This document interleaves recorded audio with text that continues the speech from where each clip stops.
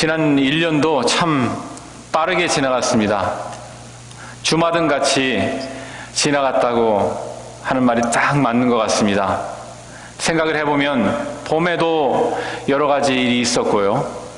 여름에도 또 하나님 우리에게 허락하신 또 좋은 일, 또 어려운 일들이 또 있었습니다. 가을에는 또 어떠했고요. 이제 또 겨울이 되어서 이제 2019년 마지막 예배를 드리게 되었습니다. 우리의 인생길이 우리는 참 가보지 못한 길을 많이 걷습니다. 우리 임 목사님께서 많이 말씀하시는 건데 참 생각해보니 우리는 우리 앞으로 가는 길도 알지 못하고 과거의 길도 그런 마음으로 우리는 걸어왔습니다. 광야길을 걷는 나그네와 같습니다. 한 해를 마무리 지으면서 어떤 분들께서는 좀 더 올해는 참 힘들었다, 너무 좀 고생스러웠다, 그런 생각을 하시는 분들도 계실 것이고, 또 어떤 분들은 그래도 올해는 그래도 참 감사하게 잘 마무리 지었다, 그런 마음을 가지고 계신 분들도 계실 겁니다만은, 사실은 우리는 인생을 걷는 나그네와 같습니다. 집이 없고 우리의 집은 하늘에 있고 언젠가는 우리가 하늘 집으로 올라가야 하는 그런 나그네고, 우리는 그 길을 걸어가는 사람들입니다. 모세와 백성들이요, 힘들었던 40년 광야 길을 이제 마무리를 짓고 모세가 백성에게 마지막 설교하는 그런 성경이 바로 신명기입니다. 그 중에서 이제 그 과거를 회상하면서 하나님께서 얼마나 그들을 살피시고 그들과 동행하시고 그것에 백성들이 얼마나 감사해야 하는지 그런 마음을 가지고 모세가 이렇게 설교를 하시겠죠. 그리고 우리도 이제 그런 마음을 가지고 하나님의 동행과 우리의 감사라는 그런 마음을 가지고 이 본문을 우리는 바라봅니다. 저도 처음에 그런 두 가지 단어를 생각하면서 본문을 읽었습니다. 그런데 읽다가 보니까 거기에서 그치지를 않더라고요. 하나님께서 올 한 해를 우리를 인도해 주신 것에 대해서 감사하는 마음에 그치기를 하나님께서 원하시지 않는 것 같습니다. 하나님께서 우리 인생의 길을 걸어갈 때, 특별히 힘든 그런 광야의 길을 걸어갈 때에 하나님께서 마음에 가지신 뜻이 있는 것 같아요. 우리는 얼핏 그것을 깨닫지를 못하지만 하나님께서 가지고 계신 뜻이 있다면 우리가 깨달아야죠.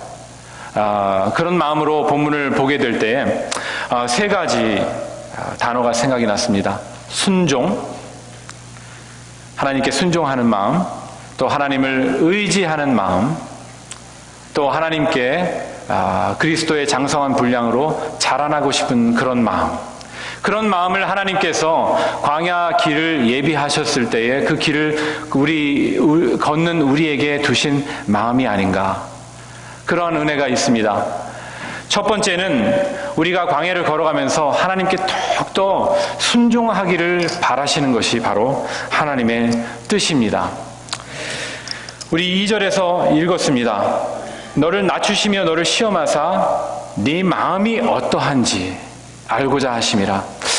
이 구절을 생각해 볼 때요, 내가 무엇이길래 하나님 앞에서 너무나 작고 연약한 존재이고 하나님이 저 같은 것을 상관하지 않아도 될 것 같은데 하나님께서 나의 마음을 알고자 하신다는 것이 참 은혜가 됩니다. 하나님이 나 같은 자의 마음을 알고자 하시다니요. 내가 어떤 마음을 품고 있는지 하나님께서 알기 원하신다는 것이 참 은혜가 됩니다. 나 같은 사람 무시하지 않고 그냥 고생하다가 그냥 네가 깨달으면 그만이고, 그것이 아니라 이 고생길을 걸어갈 때 나의 마음이 어떠한지 가만히 보고 계시다는 거예요. 광야 길을 걸어가면서도 우리가 하나님의 명령에 순종하고 하나님의 뜻에 순종하고 하나님께서 예비하신 그 길을 걸어가고 있는지 가만히 우리를 보고 계신다는 거예요. 유명한 저술가이고 소설가이셨던 C.S. 루이스라는 분이 계십니다. C.S. 루이스라는 분이 이렇게 말씀을 했습니다. 번역을 해보면, 하나님께서는 우리의 즐거움 가운데 속삭이시고 우리의 되어지는 일 가운데 우리에게 말씀하시며 그리고 우리의 고통 가운데 우리에게 고함치신다. 그렇게 말을 했습니다. 영어로 제가 한번 읽어드리겠습니다. 영어권이 계실지 모르니까. God whispers to us in our pleasures. He speaks to us in our works. And He shouts at us in our pains. 하나님께서는 우리에게 한 번도 말씀 안 하시는 때가 없다는 겁니다. 하나님은 늘 우리와 연결되어 계시고 하나님은 어떤 상황에도 우리에게 하실 말씀이 있다는 거예요. 우리가 좋은 일로 행복해야 할 때에 그때는 하나님께서 우리에게 속삭이십니다. 얘야, 야, 내가 너를 위해서 이것을 준비했어. 너무 기쁘지 않니? 너에게 준 선물이야. 하나님께서 우리에게 속삭이셔요. 그리고 우리가 되어지는 일상의 일 가운데 하나님께서 우리에게 말씀하십니다. 내가 너에게 예비한 길이야. 이 길을 걸어가도록 해. 나와 함께 가지 않겠니? 하고 하나님께서 이렇게 우리에게 말씀하시는 거예요. 그리고 우리가 고통 가운데 있을 때 하나님께서 우리에게 고함치시는 거예요. 아무개야, 일어나라. 거기서 멈추면 안 돼. 거기서 누우면 안 돼. 거기서 포기하면 안 돼. 거기서 일어나서 나에게 다가와. 우리 같이 가자. 하고 하나님께서 고통 가운데 우리에게 고함치신다는 거예요. 너무나 우리에게 마음에 와닿는 말씀이에요. 우리는 어려운 상황이 오면은 가장 쉽게 오는 반응은 이거예요. 화내는 거예요. 우리 안에 막 화나는 거예요. 하나님, 제가 이런 대접 받을 만한 사람이에요. 저도 나름대로 열심히 일하고 열심히 섬기고 그렇게 살아왔어요. 그런데 어떻게 나한테 이런 어려움이 있죠, 하나님? 하나님, 어떻게 저한테 이렇게 민할 수가 있죠, 하나님? 그런 마음을 우리는 가지기 쉬운 거예요. 그러나 하나님께서 고통 가운데 우리에게 원하시는 것은 우리의 마음이 여전히 하나님께 순종하고 하나님께 더 나아가고 하나님을 의지하고 하나님의 부르시는 그 말씀, 부르시는 그 함성을 우리가 깨닫기를 원하시고 하나님 앞에 더 나오기를 원하시는 거예요.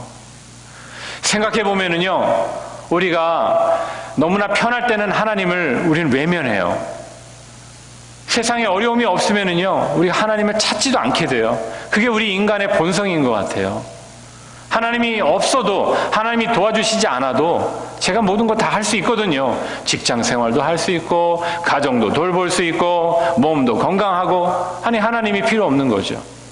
그러나 하나님께서 딱 적당한 크기의 어려움을 우리에게 주실 때 우리는 하나님 앞에 나와서 하나님, 주님 앞에 순복하나이다.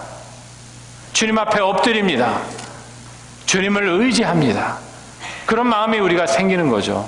하나님은 그걸 우리에게 바라시는 거예요. 그게 하나님께서 우리에게 주시는 그 적당한 연단의 목적이 아닌가요? 어려운 가운데 우리는 이런 고백이 우리 안에서 터져 나오기를 바라요. 시편 62편에 나의 영혼이 잠잠히 하나님만 바라며 나의 구원이 그에게서 나오는도다. 오직 그만이 나의 반석이시요 나의 구원이시요 나의 요새이시니 내가 크게 흔들리지 아니하리로다. 하나님께서 올 한 해 우리에게 크게, 또 때로는 적게, 때로는 어렵게, 때로는 힘에 버겁게 우리의 육신의 어려움으로, 우리 경제적인 어려움으로, 또 교회의 어려움으로, 우리 가정의 어려움으로, 직장의 어려움으로 우리를 훈련시키셨어요. 거기서 우리는 하나님께 더 나아가고 하나님께 순종하기를 바랍니다. 그것이 우리가 헛고생하지 않는 길이에요. 두 번째, 하나님께서 우리 광야길을 걷는 우리 인생에게 품으신 또 하나의 뜻은 무엇이냐면요, 우리가 더욱더 방금 잠깐 얘기했지만 하나님을 더욱더 의지하고 하나님을 더욱더 찾는 그런 간절한 마음이 있기를 바라시는 거예요. 아들이 아버지에게 나아가는 것처럼 그런 마음을 하나님께서 바라시는 거예요. 너를 낮추시며 너를 줄이게 하시며. 왜 하나님께서 우리가 배고플 때까지 기다리실까요? 이스라엘 백성들은 실제로요, 광야길을 걷다가 배고파 죽는다고 그랬어요. 하나님, 저희들이 여기서 죽게 되었다. 그들이 모세와 아론에게 그렇게 불평했어요. 왜 우리를 여기로 데려와서 온 회중이 광야에서 주려 죽는구나. 그렇게 얘기할 때까지 하나님께서는 내버려 두셨다는 말이죠. 하나님만 의지할 수 밖에 없는 그런 상황이 될 때까지 하나님께서 기다리셨다는 거예요. 우리가 살아가면서요, 하나님을 의지할 수밖에 없는 그런 상황까지 하나님께서 우리를 몰아가시면 거기에 하나님의 목소리가 있다는 거예요. 우리가 하나님을 바라보고 하나님을 의지하고 그러기를 원하시는 거예요. 백성들이 이집트에서 나와서 광야 길을 갈 때 처음에는 아주 흥분됐었을 거예요. 우리 조상 때부터 이집트 저 사람들이 계속 종으로 섬겼는데 이제 우리 땅을 갖게 되었구나. 하나님께서 예비하신 땅에 우리 집 짓고 살게 생겼구나. 거기다 우리 과수원도 꾸미고 우리 재미나게 우리 살자. 그렇게 마음 먹고 그렇게 아주 기쁜 마음으로 이집트 사람들이 막 금은 보화도 주고 막 가축도 줘서 이제 걸어가기만 하면 되는구나. 그러고 갔을 거예요. 며칠만 걸어가면 되는 걸로 생각했을 거예요. 근데 가다가 보니까 양식은 떨어지고 낮에는 덥고 밤에는 춥고 먹을 것도 없고 마실 물도 없으니 그들의 마음이 점점 마음이 어떻겠어요? 막 불안하고 어디를 의지하나 어디 가서 먹을 것을 찾나 그러니까 울부짖는 거죠. 저희 아이가 어렸을 때요 버지니아에 있는 별로 크지 않은 워터파크를 가려고 했어요. 수영장 같은 곳이에요. 미끄럼틀도 있고 그때는 내비게이션이 없었어요. 셀폰도 없었고 그래서 이제 신문에 나와 있는 디렉션만 보고 주소는 보지도 않았어요. 아는 길 같아서 버지니아 7번으로 빠져서 한다 그래가지고 엑시트 넘버가 몇 번이래요. 그래서 이제 여기서 실버 스프링에 살았거든요. 그랬는데 그 엑시트 넘버만 생각하고 갔는데 이 애난데일 쪽으로 가야 되는데 이 반대쪽으로 간 거예요. 엑시트 넘버가 잘못 나온 거예요, 신문에. 그래가지고 그 길로 가는데 가도 안 나오는 거예요, 그 엑시트 넘버가. 점점 막 내려가는 거예요. 올라갔나 내려갔나 모르겠는데. 그래가지고 이거를 잘못 들었나 보다. 그런데 날은 더워요. 차는 똥차예요, 똥차. 17년 정도 된 똥차 타고 가다 보니까 왜 그날따라 그 더운 여름날에 에어컨이 멈춰버렸어요. 그날 하루 쉬는데 그날 아이들과 재미나게 시간을 보내려고 했는데 그날 하루를 완전히 망쳤어요. 길은 멀죠. 날은 뜨겁죠. 시간은 많이 갔죠. 배는 고프죠. 에어컨은 안 나오죠. 꼭 이스라엘 백성이에요. 이스라엘 백성들이 이렇게 광야길을 걸으면서 길이 멀어서 마음이 상했어요. 먹을 것이 없어서 굶어 죽는다고 그랬어요. 그때 하나님 앞에 매달릴 수밖에 없는 상황이 될 때 하나님께서 만나를 주신 거예요. 만나를 주신 거예요. 만나를 가만히 생각해 보면 너무 기적 같잖아요. 광야에서 먹을 게 어디 있어요? 성경학자들이 어디에서 무슨 열매다, 뭐다, 그런 말 하는데, 그게 비할 바가 아니에요. 수백만 명이 매일매일 먹을 만큼 딱 그만치 양식을 주신다는 것이 얼마나 큰 기적이에요. 그 만나를 하나님께서 주시는 거죠. 예? 날마다 먹을 수 있는 만큼, 딱 그만큼. 하나님께서 만나요. 우리 인생을 살아가다 보면은요, 우리가 원하는 그런 꼭 필요한 만큼의 은혜를 하나님께서 주실 때가 많이 있는 것을 느끼게 돼요. 정말 하나님 앞에 매달릴 수밖에 없는 상황에 하나님께서 말씀을 주시는 거예요. 그 말씀으로 우리가 다시 살게 되고 또 한 달, 두 달 동안 힘있게 또 살게 되는 거예요.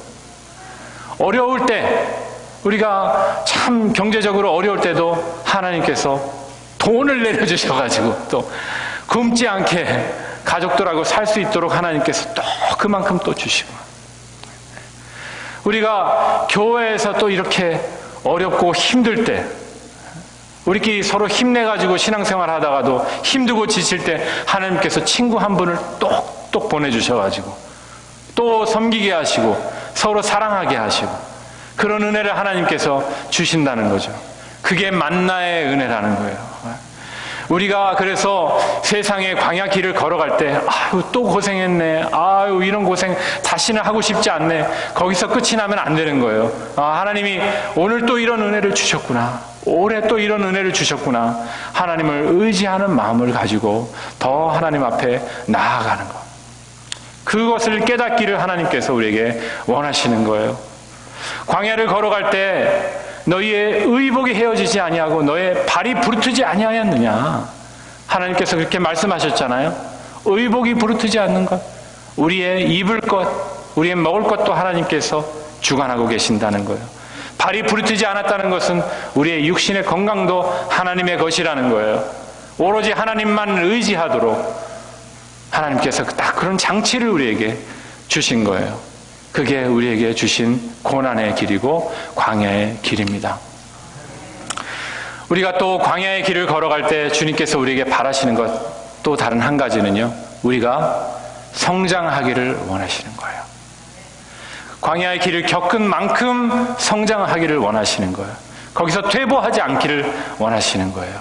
아버지가 사랑하는 아들을 징계하시는 그런 마음으로 하나님께서 우리에게 이러한 고난도 때때로 허락하시는 거죠. 잠언 3장에 내 아들아 여호와의 징계를 경히 여기지 말라, 그 꾸지람을 싫어하지 말라.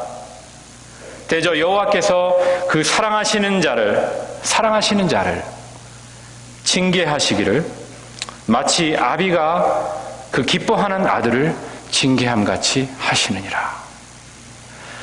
그러므로 우리가 고난을 받을 때는요, 하나님이 날 미워하시나 봐, 하나님은 나는 복 주시지 않고 왜 이렇게 어려움만 주시는 거야, 그럼 불평할 게 아닌 거죠. 하나님께서 나를 사랑하시기 때문에 이 고난의 은혜를 주시는구나, 하나님께서 나를 기뻐하시기 때문에 이 고난의 길을 주시는구나 하는 마음을 가지고 우리가 이겨나가고 우리가 기쁘게 받고 그 꾸지람을 싫어하지 않고 우리가 고통을 이기면서 성장하기를 하나님께서 원하시는 거예요. 우리는 늘 우리 믿어온 세월, 살아온 세월, 우리의 나이, 경험을 내세우면서 우리는 마치 다 자란 청년처럼 그렇게 하나님 앞에 들이대는 거죠. 하나님, 저도 할 만큼 했습니다. 저도 많이 믿었습니다. 저도 집사입니다. 목사입니다. 그러면서 하나님 앞에 우리는 내세우지만은 하나님 앞에는 우리는 여전히 어린아이 같다는 거죠. 하나님이 사랑하시는 아들 같다는 거예요. 그런 아들에게 하나님께서 아버지의 마음으로 바라시는 것은 성장하기를 원하시는 거예요. 우리 1년 광야라면 광야, 사막이라면 사막, 개척지라면 개척지, 그런 길을 우리 걸어왔습니다. 가정에서, 직장에서, 교회에서 기도하면서 하나님께서 은혜 주시는 것은 교회를 하나님께서 올 한 해 인도해 주셨다는 사실이 너무나 감사하고, 어려운 것을 하나님께서 통과하게 해주셨다는 사실이 너무나 감사하고, 한 분 한 분을 붙들어 주셨다는 사실이 너무나 감사했습니다. 이 광야를 통과하면서 하나님께서 우리를 한 사람 한 사람을 낮추시고 우리를 시험하실 때 나는 주님을 더욱더 순종하는 자세로 나아갔는가, 아니면 불평했는가? 우리를 낮추시고 우리를 줄이게 하실 때 우리는 주님을 더욱더 의지하고 주님을 찾았는가? 하나님께서 고난 가운데 나에게 소리치실 때, 고함치실 때, 일어나라 하실 때 우리가 나는 그 음성을 듣고 아버지 내가 여기 있나이다 하고 주님의 손을 붙잡고 나는 더 성장했는가? 그것을 우리는 생각해 보아야 됩니다. 지금도 늦지 않았습니다. 지금도 늦지 않았어요. 1년 다 살았지만 지금도 늦지 않았어요. 3일의 시간이 있고 우리가 깨달으면 되는 거예요. 그리고 우리 앞으로 고난이 또 있을 거니까 그때라도 또 깨달으시면 되는 거예요. 우리가 어떤 길을 가든지요. 하나님은 우리를 성장시키시기를 원하고 우리를 양육하시기를 원하는 겁니다. 예수님께서 제자들을 양육시키셨듯이요. 예수님께서 사막에서 광야에서 시험을 받으시고 먼지 나는 길을 걸어 다니시면서 제자들을 양육시키셨잖아요. 철부지 제자들이 집에 가고 싶다고 할 때 예수님께서 나를 따르라 그렇게 가르치셨어요. 사람들이 예수님과 제자들을 붙잡고 죽이려고 그렇게 할 때 그 제자들을 데리고 다니면서 그 위험을 무릅쓰고 전도하는 법을 가르치신 분, 그렇게 양육시키신 분이 바로 예수님이에요. 사람을 두려워하지 않는 법을 가르쳐 주신 예수님, 파도가 두려워서 떨고 있는 제자들에게 파도를 두려워하지 않는 방법을 가르쳐 주신 분이 바로 예수님이에요. 고난이 앞에 닥칠 때 고난 앞에 두려워서 떨면서 어찌할 줄 모르는 제자들에게 고난을 두려워하지 않는 방법을 가르쳐 주신 분이 바로 예수님이잖아요.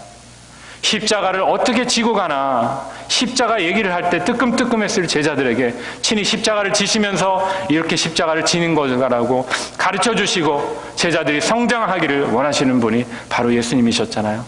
예수님이 여러분과 함께 계시는 거예요. 여러분이 겪으시는 이런 고난을 예수님께서 함께 가시면서 여러분들이 더욱더 주님께 순종하고 주님을 더욱더 의지하고 주님과 성장하기를 바라시는 것이 바로 우리 주님의 뜻입니다. 그리스도의 장성한 분량, 온전한 그리스도인이 되기까지 주님께서 우리를 양육시키시기를 원하십니다. 벌목꾼들이요, 수많은 동료들이 나무를 베어서 강으로 나무들이 흘러내려올 때 그 중에서 벌목꾼들은요, 산 높은 곳에서 자라난 나무를 알아본답니다. 그래서 우리 눈에는 똑같이 보이지만 후크를 탁 던져서 걸어서 그 나무를 딱 빼는 거예요. 똑같은 보이는 나무 중에서 또 산 높은 곳에서 자라는 나무를 걸어서 빼는 거예요. 왜 그렇습니까? 그 나무들은 산에서 그 악조건을 견뎌내고 그 비바람을 견뎌내고 더 단단해진 거예요.